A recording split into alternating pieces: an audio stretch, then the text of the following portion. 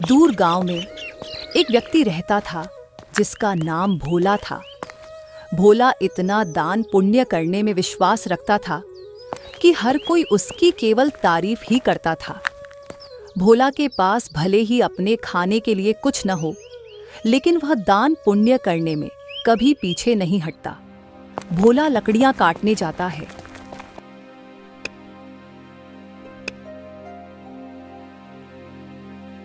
हाँ, आज अच्छी लकड़ियां हो गईं, पर पता नहीं आज भी मेरी लकड़ियां बिकती हैं कि नहीं। फिर भोला लकड़ियां बेचने निकल जाता है। तभी अचानक बहुत तेज तूफान आ जाता है और भोला को लकड़ियां फेंककर वहां से भागना पड़ जाता है।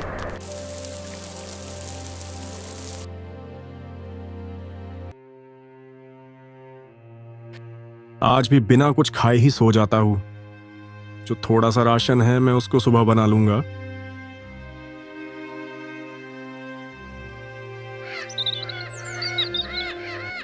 सुबह सुबह भोला खाना बनाकर जैसे ही खाने बैठा, उसके दरवाजे पर एक महिला का आना होता है।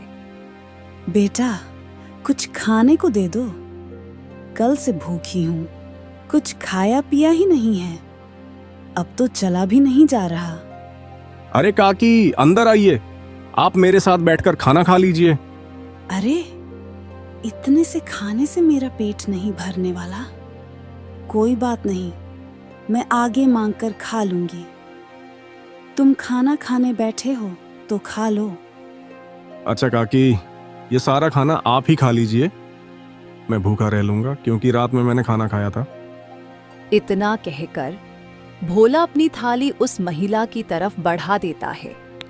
महिला भी खाना देखकर जल्दी जल्दी खाने लगती है। खाना खाने के बाद महिला भोला को ढेर सारा आशीर्वाद देती है। रब तुम्हें हमेशा खुश रखे बेटा। तुमने अपने हिस्से का खाना मुझे खिलाया है। आजकल ऐसे प्यारे लोग मिलते ही कहाँ हैं। तुम्हारा भला हो। इतना कहकर महिला वहां से चली जाती है। लेकिन भोला को भी भूख लगी थी, क्योंकि उसने रात में भी खाना नहीं खाया था। अब वह रसोई में जाकर रसोई में रखे डब्बे को देखने लगता है, जिसमें अन्न का एक दाना भी नहीं था। चलो, कोई काम देखता हूँ। कहीं से खाने पीने का बंदोबस्त तो हो जाएगा। बस उस बेचारी काकी का पेट भर गया। मुझे बहुत सुकून मिल रहा है। भोला घर से निकलता है। तभी उसे गांव का मदन लाल देखकर अपने दोस्त से बोलता, अरे, कब से खेत में मैं अकेले ही काम कर रहा हूं। अभी भोला को बुलाता हूं।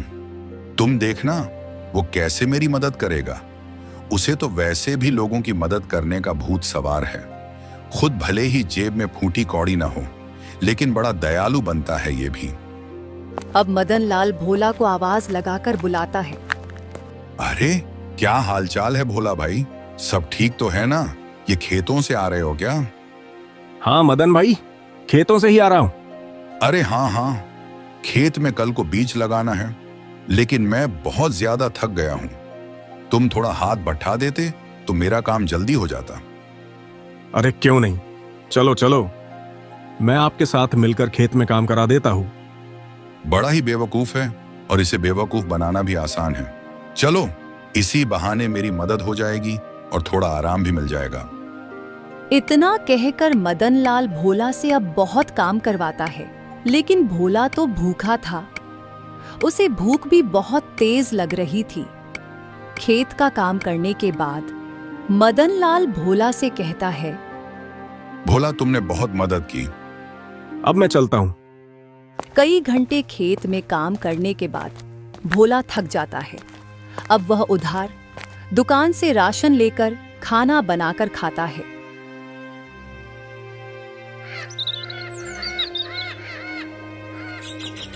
अगली सुबह उसके दरवाजे पर किसी के रोने की आवाज आ रही होती है। भोला नींद में होता है और दरवाजा खोलता है तो देखता है उसका पड़ोसी बीरू अपने बेटे को पीट रहा है। अरे अरे बीरू, तुम अपने बेटे को इस तरह क्यों मार रहे हो? अरे क्यों ना मारूं, मेरा बेटा, मेरी मर्जी। तू कौन होता है बीच में बोलने वाला? देख बीरू, ऐसे सुबह सुबह मारपीट करना सही बात नहीं है। पूरे गांव के लोग इकट्ठा हो रहे हैं। अरे भोला, चुप कर। ज्यादा बोलने की जरूरत नहीं है। आज किसे समझा रहा है इसे? इसे समझाना मतलब अपना सर दीवार पर मारने वाली बात है। जरूर सुबह सुबह बेटे से पैसे मांगने के लिए लड़ा होगा। इसके पास पैसे नहीं होंगे ना, खुद तो कमाता नहीं। वो छोटा बच्चा घर के लिए 2 पैसे कमाते हैं तो उस बच्चे से भी पैसे ले लेता है। चुप कर, ज्यादा बोलने की जरूरत नहीं है बूढ़े। यार अब आजकल के बच्चों को तो अपने से बड़ों से बात करने की तमीज ही नहीं है। अरे मैं तो तेरी माँ की उम्र का हूं और तू है कि मुझसे बदतमीजी से बात कर रहा है। अरे लेकिन मैंने तो नहीं कहा आपको कि मेरे बीच में बोलने के लिए। इतना कहकर बीरू फिर से अपने बेटे को मारता है, लेकिन भोला से यह सब देखा नहीं जाता और वह बीरू का हाथ पकड़ लेता है और उसे एक जोरदार तमाचा लगाता है। ये देखकर सारे गांव वाले चौंक जाते हैं। बिल्कुल ठीक किया, ये इसी के लायक है। अरे अपने बेटे पर हाथ उठाता है और खुद को मर्द समझता है। इसे तो मार मार कर गांव से निकाल देना चाहिए। इसे तो मैं छोड़ूंगा नहीं, मुझे पैसे चाहिए। अगर मुझे शाम तक पैसा नहीं मिला ना तो इसे और भी मारूंगा। फिर देखता हूं इसे कौन बचाने आता है। भोला अपनी जेब से पैसे निकालकर बीरू की ओर फेंकते हुए, अब ये ले पैसे और अब जा यहां से। और अगली बार अगर तूने अपने बेटे पर हाथ उठाया ना तो तुझे थाने में डलवाकर अच्छे से कुटाई करवाऊंगा तेरी, समझा? बिल्कुल ठीक किया बेटा इसके साथ। गांव के ढेर सारे लोग ये तमाशा देख रहे होते हैं। उनमें से एक औरत भोला से कहती है, आप सच में बहुत बड़े दिल के हैं। हर किसी की मदद करते हैं, हर किसी का भला चाहते हैं। हम गांव वाले बस आपसे इतना चाहते हैं कि अगला हमारे गांव का प्रधान आप ही बने, न कि वो श्याम लाल। अरे हाँ, बिल्कुल भोला भाई, गांव का प्रधान बनिए तो गांव में विकास होगा, तरक्की होगी।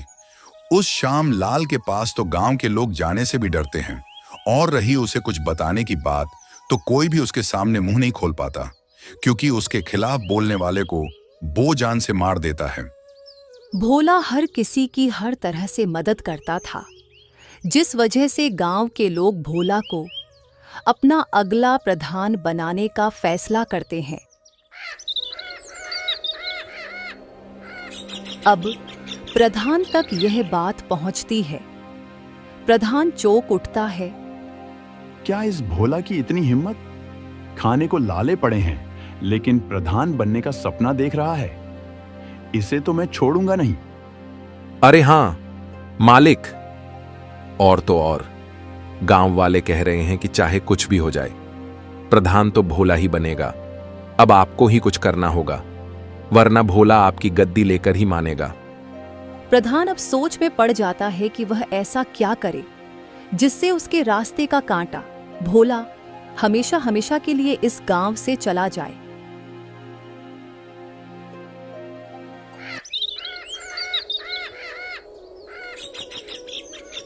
अगले चुनावों में गांव के लोग भोला को प्रधान बना देते हैं।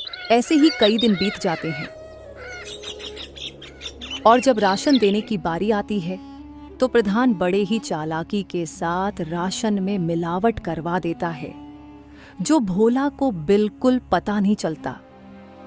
अरे बेटा, तुझे प्रधान बनता देख बहुत खुशी हुई। अब कम से कम राशन अच्छा तो मिलेगा और समय पर भी। अरे हाँ, अब गांव में विकास और तरक्की आने से कोई नहीं रोक सकता। लेकिन कुछ दिनों बाद राशन में मिलावट की बात सामने आती है। गांव वाले भोला से नाराज हो जाते हैं। हमने तुम पर विश्वास करके तुम्हें गांव का प्रधान बनाया और तुमने हमारे साथ ही विश्वासघात किया। भोला बेटा, मुझे तुझसे ये उम्मीद नहीं थी। अरे राशन में मिलावट करके क्या मिला तुम्हें? तुम तो गांव के लोगों का हमेशा से भला चाहते थे, तो भला फिर राशन में मिलावट क्यों किया? इतना मिलावट तो प्रधान जी भी नहीं करते थे। तुम्हें भी प्रधान बनकर लालच आ गया है। अभी के अभी तुम इस गांव से निकल जाओ। तुम इस गांव में रहने के लायक ही नहीं हो। ये सारी बातें चल ही रही होती हैं कि तभी वहां प्रधान आ जाता है। अरे हाँ हाँ, इसे अभी के अभी गांव से निकाल दिया जाए। इस पर विश्वास करके तो हमने बहुत बड़ी गलती कर दी। अब भोला को गांव वाले गांव से निकाल देते हैं। प्रधान और उसका नौकर बहुत खुश थे, क्योंकि ये सब किया धरा तो उनका ही था। अब गांव से निकलने के बाद भोला काफी दूर आ जाता है और एक पेड़ के नीचे बैठकर गांव वालों के बारे में सोचने लगता है। जिन गांव वालों का मैंने इतना साथ दिया, खुद से पहले उनके बारे में सोचा, खुद खाना ना खाकर उनको खिलाया। आज उसी गांव ने मुझे निकाल दिया। अरे, राशन में मिलावट भला मैं क्यों करूंगा? और अगर मैंने गांव वालों के राशन में मिलावट नहीं की है, तो फिर ये सब जरूर श्याम लाला प्रधान का काम है। कोई बात नहीं, मेरे इतना कहने पर भी गांव वालों ने मेरा साथ नहीं दिया। मैं इसे कभी नहीं भूलूंगा। इधर प्रधान फिर से अपनी चाल चलता है और गांव वालों का विश्वास जीत लेता है। गांव वाले एक बार फिर श्यामलाल प्रधान को अपना प्रधान मानने के लिए मजबूर होते हैं, क्योंकि उन्हें भोला भी धोखेबाज लगता है। ऐसे ही धीरे धीरे महीने बीत जाते हैं और भोला का कहीं अता पता ही नहीं था। एक रोज प्रधान का नौकर जंगल के रास्ते घर आ रहा होता है। तभी वह दो आदमियों को बातें करते हुए सुनता है। वे दोनों भोला के बारे में बात कर रहे थे। जंगल में जो झोपड़ी है ना, उसी में भोला एक पत्थर की मूर्ति बन गया है, और ये करीब 1 हफ्ता पहले की बात है। क्या भोला पत्थर की मूर्ति बन गया?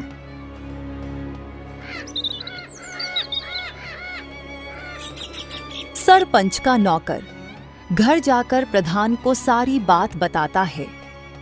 इसका मतलब मेरे रास्ते का कांटा अब हमेशा हमेशा के लिए मेरे रास्ते से हट गया है। चलो अच्छा है। और तो और मालिक, ये बात तो गांव वाले भी जानते हैं। न जाने उन तक ये बात किसने पहुंचाई। हो सकता है उन्हीं लोगों ने पहुंचाई हो जो बातें कर रहे थे। अरे, गांव वाले बहुत ही मतलबी हैं। भोला ने गांव वालों का कितना साथ दिया, और गांव वाले भी यही कहेंगे कि भोला को रब ने उसके कर्मों की सजा उसको दी है। गांव वालों के साथ साथ प्रधान को भी अब पूरा यकीन हो जाता है कि भोला पत्थर की मूर्ति बन गया है। लेकिन कुछ दिनों बाद भोला प्रधान के दरवाजे पर पहुंचता है। शाम का समय था, चारों तरफ अंधेरा छा रहा था। प्रधान अपने नौकर को आवाज लगाकर कहता है, अरे सामने देख, क्या कोई खड़ा है? मुझे तो ऐसा लग रहा है कि सामने भोला है। मतलब भोला का भूत? ये भोला का भूत ही लगता है। ये आपसे बदला लेने आया है। मैं तो चला यहां से। मुझे भरी जवानी में नहीं मरना। मेरे 4 बच्चे हैं और 2 बीवियां हैं। प्रधान का नौकर इतना कहकर वहां से दुम दबाकर भाग निकलता है। भोला जैसे जैसे आगे बढ़ रहा था, प्रधान पसीने से तरबतर था। तुझे क्या चाहिए? मैं तुझे सब कुछ देने के लिए तैयार हूं। अपना घर, जमीन, पैसा, लेकिन मुझे मारना मत। मैं तुम्हें नहीं छोड़ूंगा। तुमने मुझे बदनाम किया है। अब तुम ही ये सच गांव वालों के सामने बोलोगे, वरना मैं तुम्हें मार डालूंगा। अरे हाँ हाँ, मैं गांव वालों के सामने सच कबूलने के लिए तैयार हूं, लेकिन मुझे मारना मत। अब प्रधान रात के समय ही गांव वालों को इकट्ठा करके सबके सामने सच कबूलता है कि उस दिन राशन में मिलावट उसने और उसके नौकर ने की थी, न कि भोला ने। आप लोग भले ही मुझे मूर्ख समझ रहे हो, लेकिन मैंने अपनी पत्थर की मूर्ति की खबर झूठी फैलाई थी, ताकि मैं चोर को पकड़ सकूं। और चोर आप सभी के सामने हैं। मैंने हमेशा लोगों का भला किया, तभी तो आप लोगों ने मुझे सम्मान और प्यार के साथ नेक कहा। अरे हाँ हाँ भाई, मुझसे गलती हो गई। मुझे माफ कर दो, मैं तुम्हारे आगे हाथ जोड़ता हूँ। अब उसी वक्त गांव वाले प्रधान को गांव से निकालकर प्रधान की जगह भोला को गांव का प्रधान बनाते हैं और भोला से माफी मांगते हैं कि वे प्रधान की बातों में आ गए थे और उन्होंने बिना सोचे समझे उसे गांव से निकाल दिया था। प्यारे दोस्तों, अगर हम किसी के साथ गलत करते हैं तो हमारे साथ भी गलत होता है, इसलिए हमेशा अच्छे काम ही करें, क्योंकि अच्छे काम का फल हमें ज़रूर मिलता है। तो प्यारे दोस्तों, अगर आपको ये कहानी अच्छी लगी हो तो इस कहानी को लाइक, कमेंट और चैनल को सब्सक्राइब करना बिल्कुल ना भूलें। Thank you.